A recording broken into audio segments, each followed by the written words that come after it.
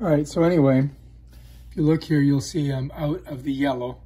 And this is how you install one of these cartridges. This is the 270 yellow I've got to put in the Canon.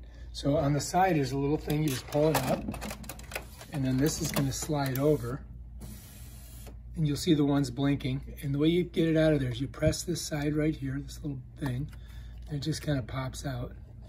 Bam, that one's done. Put it over to the side. We grab this one, and all you do is you just kind of slide it in like that, and then all you do is push it down. Bam, now we get a full light, we're ready to go. Shut this, and it should print for us in a second. Let's see.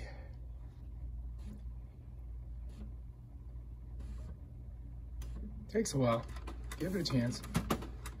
Process, please wait momentarily. There we go. And now it's printing for me.